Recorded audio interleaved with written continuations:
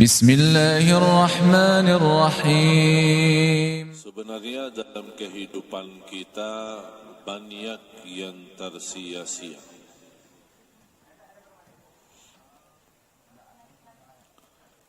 Kalau kita tuliskan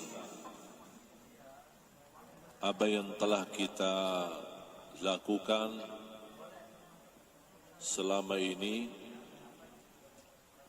pasti kita merasa banyak kekurangan, apalagi terhadap agama.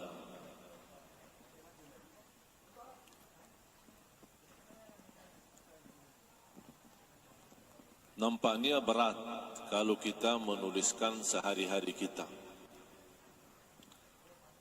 apa yang telah kita lakukan dalam kebaikan maupun dalam dosa dan maksiat. Kita malas menulis atau tidak memperhatikan untuk menulis, atau buat apa untuk menulis. Tapi ada malaikat yang tidak pernah lupa menuliskan segala apa yang kita buat, baik maupun buruk, taat maupun maksiat. Semua tertulis. Tidak ada satu langkah kemanapun, semuanya tertulis. Langkah-langkah menuju ke tempat ibadah, tertulis langkah-langkah itu ibadah. Langkah-langkah ke tempat maksiat, bukan hanya maksiatnya yang tertulis, tapi langkah-langkah itu dianggap sebagai langkah maksiat.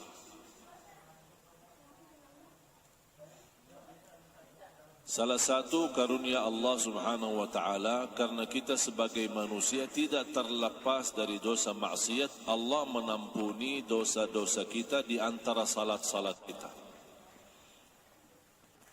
Subuh sampai zuhur diampuni dosa kita.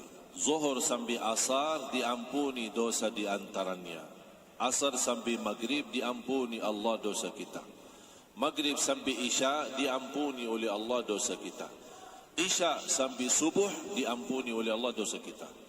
Jangankan di antara salat diampuni dosa dan kesalahan kita, Jumaat sampai hari Jumaat yang akan datang diampuni di antaranya dosa-dosa kita.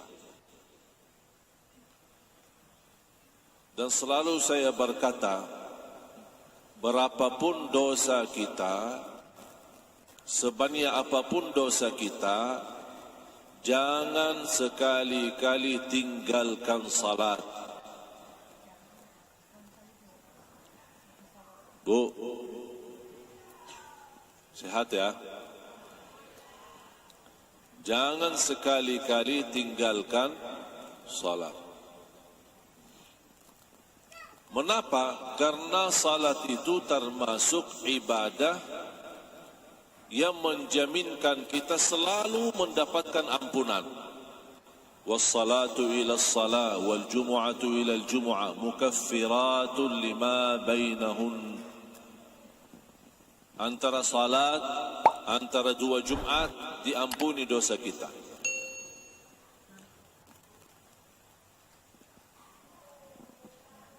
Bayangkan Bapak Ibu, kalau kita tidak diampuni, harus minta ampun.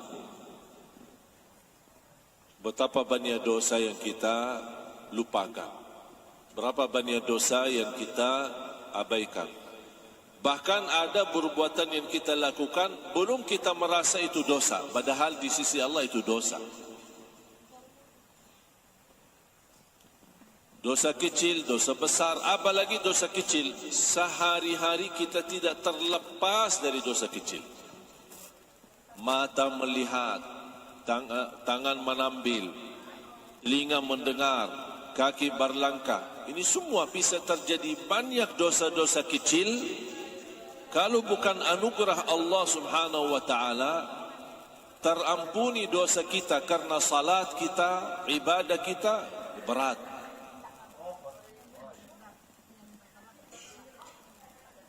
Makanya apapun yang terjadi, jangan tinggalkan salat. perilaku kita masih sangat parah. Dosa kita terlalu banyak. Tetap jangan tinggalkan salat. Tidak boleh ada bahasa, buat apa saya jaga salat? Saya aja belum tentu orang baik. Buat apa saya perhatikan salat? Perilaku saya aja yang tidak enak. Sekali lagi, dosa kita walaupun sudah melalui batas, tetap jangan tinggalkan salat. Karena salat itu termasuk kesempatan untuk diampuni dosa kita. Artinya, dosa-dosa yang sehari-hari kita lakukan, kita lupa memohon ampun, lupa taubat, atau kita tidak sadar yang kita lakukan itu dosa, otomatis karena kita menjaga salat, otomatis Allah ampuni dosa tersebut. Walaupun kita tidak menganggap yang kita lakukan dosa, tapi di sisi Allah sudah tertulis dosa. Bagaimana kita kalau tidak diampuni karena salat kita? Bisa bahaya.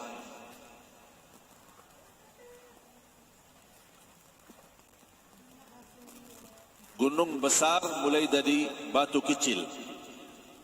Batu kecil dengan batu kecil dengan batu kecil dikumpulkan kecil terus jadi gunung besar. Ini dosa kecil. Dosa kecil itu bisa menjadi lebih bahaya daripada dosa besar. Mengapa? Kalau kita lakukan dosa besar, kita tahu dosa itu dosa besar. Tapi saat kita berlaku dosa kecil, kita lupa itu dosa. Bahkan dianggap tidak apa-apa. Disitulah bahayanya dosa kecil. Makanya ada satu kaidah, la saghirata ma'al israr wa la kabirata ma'al istighfar. Tidak ada dosa kecil kalau sering dilakukan. Kalau sering dilakukan dosa kecil jadi besar di hukum Islam. Ada orang suka berlaku dosa alasannya karena kecil. Ini kan dosa kecil. Makanya ulama berkata, la saghirata ma'al israr. Yang terulang berkali-kali bukan kecil lagi, sudah menjadi besar. Wala kabirata ma'al istighfar, tidak ada dosa besar yang bisa melawan istighfar. Makanya bahagia seorang yang suka beristighfar.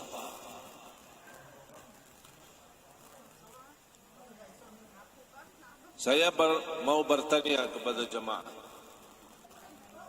sehari-hari istighfar rutin berapa?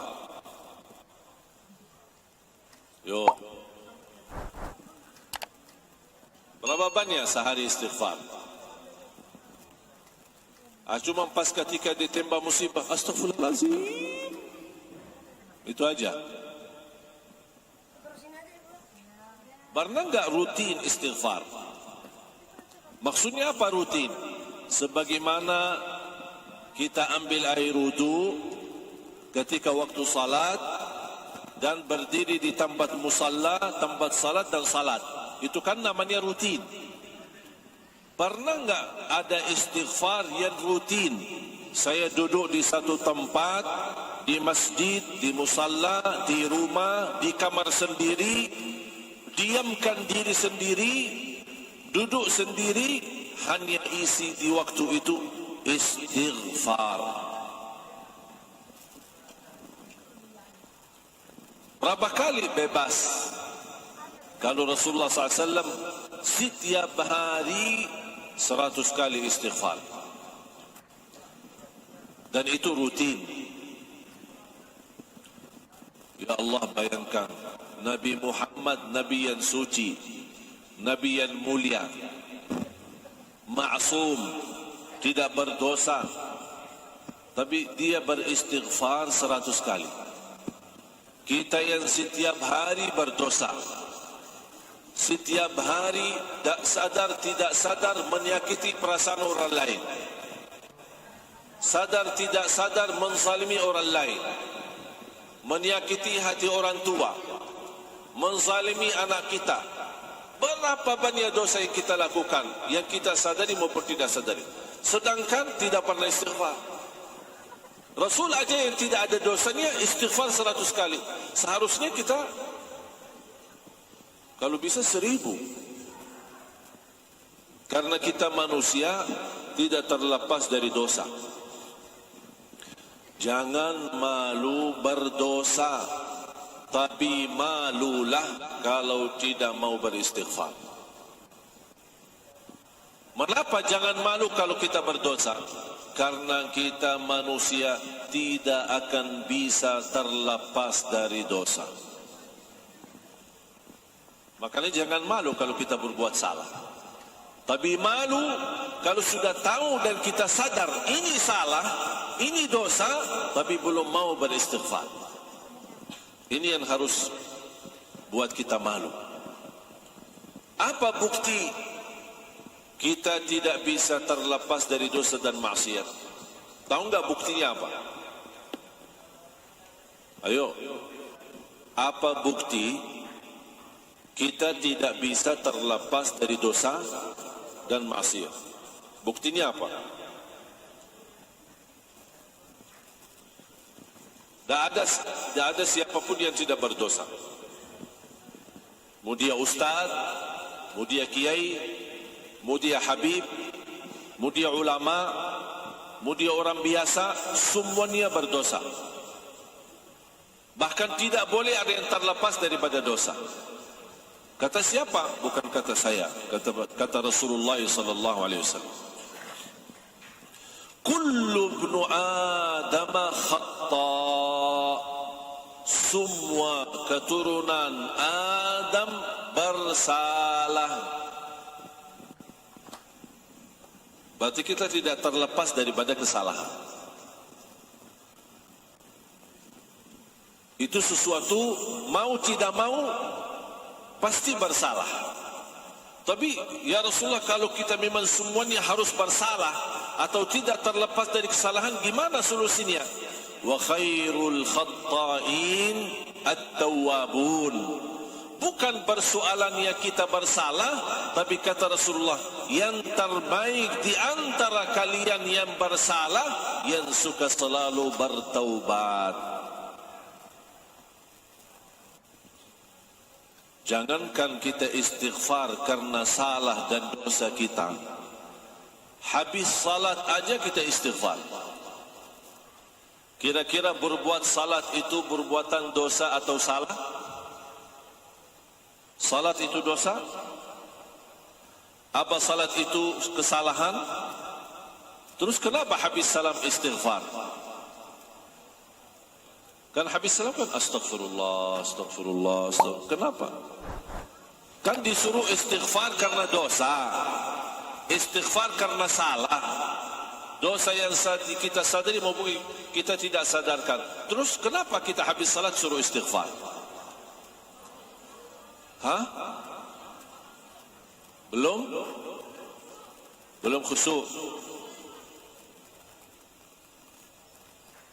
Karena kita sebagai manusia tidak terjamin sempurna salat kita. Kurang khusyuk, tercampur riya, lalai dalam salat, was-was, kadang-kadang salatnya buru-buru, tak jelas bacaannya, pasti dalam sujud sub. Apaan sub kita? Setahu saya subhanallah, subhan rabbiyal a'la wa bihamdihi. Saya dengar samping saya pas ada orang sujud, ya Allah, buru-buru ini.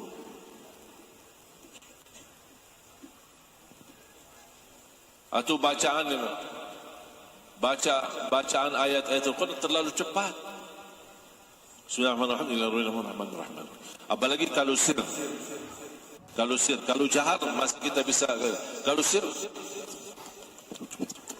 Dalin. Ya ini salat kita. Berapa banyak kita mujahadah diri untuk menyempurnakan salat? Pernah enggak Bapak Ibu bertanya diri, apakah salat saya sudah benar belum? Pernah duduk bersama diri sendiri muhasabah dan bertanya diri, apakah salat saya sudah fantas diterima Allah atau belum? Atau hanya kita menjalani salat karena perintah, sebuah tugas, mau lepaskan diri dari tugas itu. Makanya saya sering mengingatkan jamaah, ada dua orang salat di saf pertama, satu diterima Allah, satu tidak. Padahal sama-sama salat di saf pertama, sama rukuk, sama sujud, sama baca. Tapi satu diterima, satu tidak. Kenapa? Karena satu ketika dia salat menghadapi Allah dengan hatinya, yang satu lagi menghadapi Allah cuman fisik gerakannya.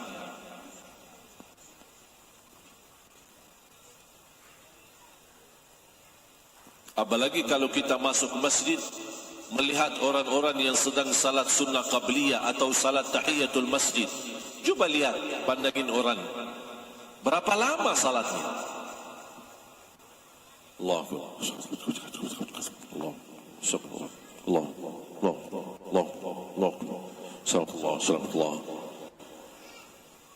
Saya bayangkan mau baca secepat-cepatnya baca Al-Fatihah, dia sudah selesai satu rakaat, saya belum selesai suratul Fatihah. Habis selesai selamat Rasul, ya Allah mohon diterima. Apaan yang diterima? Apaan yang diterima? Yang mana maksudnya yang diterima? Ibadahnya atau fisiknya? Gerakannya cuma gerakan saja. Dan disitulah Bapak Ibu mulai banyak masalah di dalam kehidupan kita karena salat kita belum beres.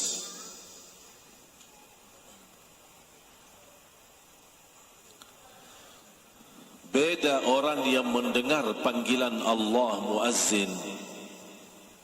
Ketika dia mendengar Allahu Akbar, tertutup hatinya, melepas segala urusan, segera ambil air wudu, datang melaksanakan ibadah. Karena dia merasa panggilan muazzin ini bukan kumandan azan, tapi ini panggilan Allah memanggil saya untuk datang menghadapinya. Dan saya cinta kepada Allah, makanya ketika mendengar azan tersentuh hatinya dan dia lepaskan segala kerjaannya. Makanya salatnya dia jauh lebih nikmat daripada orang yang hanya datang pas ketika ada waktu dia melaksanakan salat. Tapi kalau lagi sibuk, tercepat macet, atau lagi belanja di Tanah Abang, tak apa-apa, nanti aja salatnya. Gampang.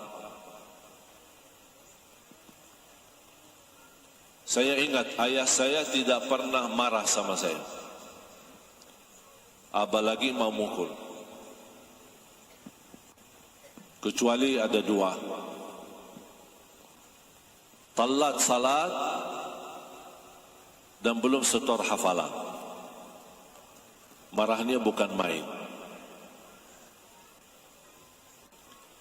Ketika saya berlindung kepada ibu saya, berdiri di belakang ibu saya, supaya saya tidak mau dimarahi sama ayah saya, langsung ibu saya bertanya, salah kamu apa? Tadi talat masbuk. Bukan tidak salah sama sekali. Bagaimana orang yang tidak salah? Ini masbuk, bukan tidak salah sama sekali. Ayah saya marah. Ketika saya jelasin sama ibu, karena tadi saya masbuk, kata ibu saya, oh kalau urusan salat saya tidak ikut campur, itu urusan sama ayahmu. Dah mau bela, dah mau tahu.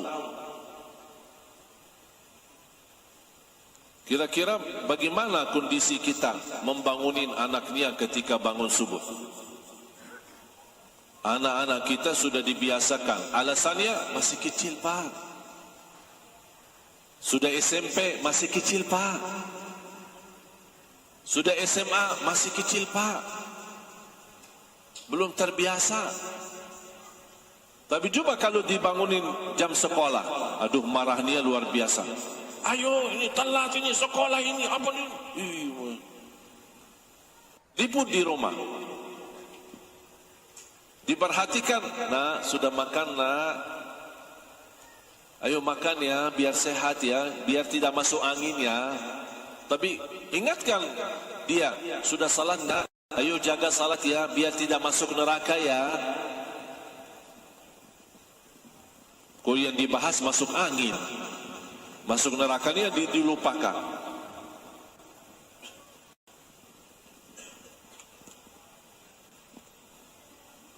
Silahkan Bapak Ibu, saya harap semuanya menuliskan ketika tertimpa musibah atau ujian, kenapa saya diuji? Ada apa?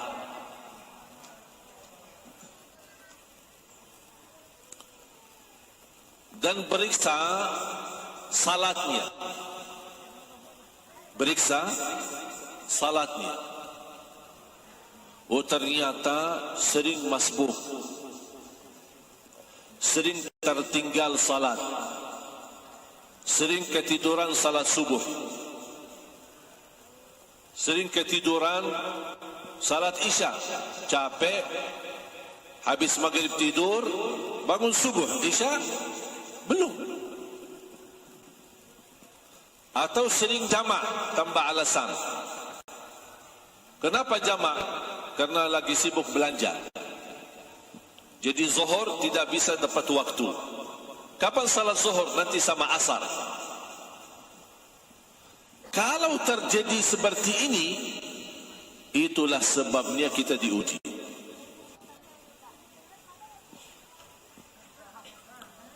Tidak ada orang yang cinta masjid, cinta salat, apalagi mengutamakan awal waktu, bahkan tidak pernah masbuh, bahkan tidak pernah tertinggal takbirah ihram sama imam. Wallahi Bapak Ibu tidak akan sama orang yang suka masbuh, apalagi yang tertinggal salatnya. Tidak mungkin sama di sisi Allah orang yang datang sebelum azan ke masjid, karena dia tidak menunggu dipanggil. Dia datang duluan karena dia tahu waktu salat, dia standby di masjid. Karena menurut seorang ulama berkata, al-azanu nida'un lil ghafilin. Azan itu panggilan untuk orang yang lalai hatinya.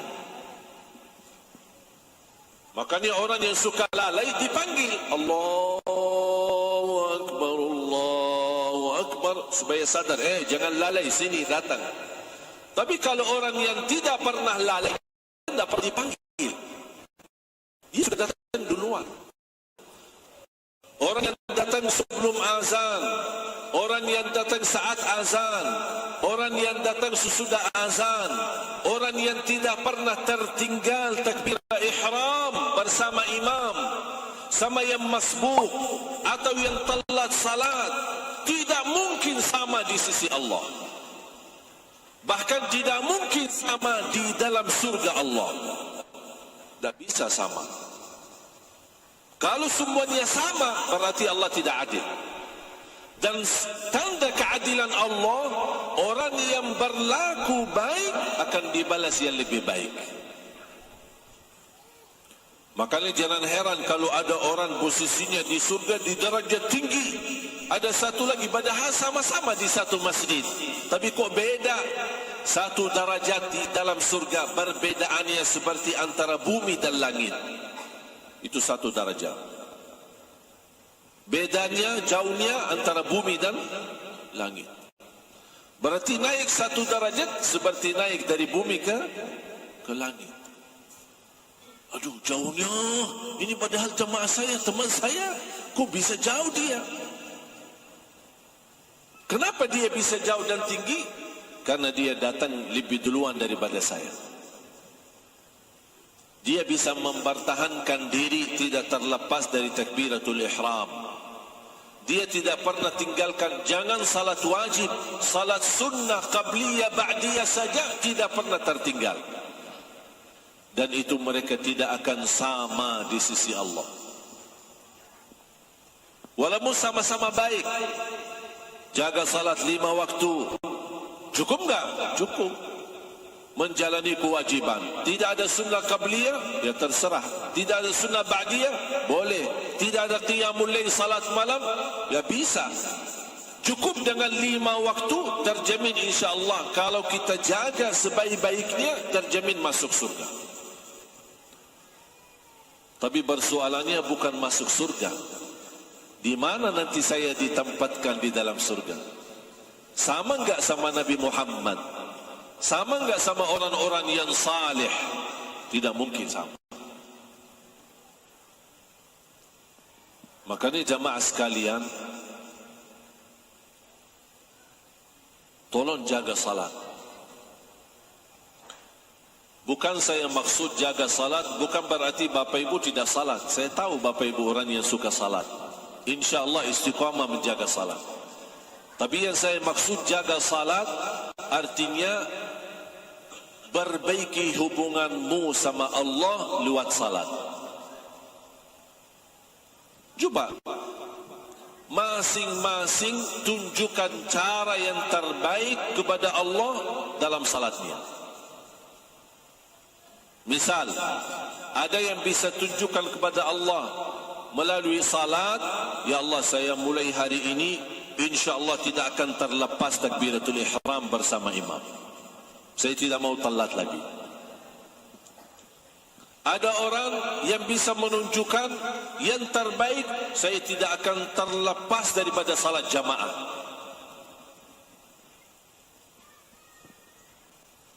Walaupun bagi wanita tidak wajib salat berjamaah di masjid, tapi pasti tidak akan sama di sisi Allah. Wanita yang selalu mengutamakan waktu salat, waktu di awal waktu, sama wanita yang suka menunda salat seenak-enaknya. Tidak mungkin sama di sisi Allah. Tapi seandainya kalau wanita mendapatkan kesempatan salat berjamaah, dia mendapatkan pahala yang sempurna di sisi Allah. Mulai hari ini saya mohon kita perbaiki diri kita dalam salat. Sunnah qabliyah ba'diyah, salat berjamaah, tepat waktu, jangan menunda-nunda.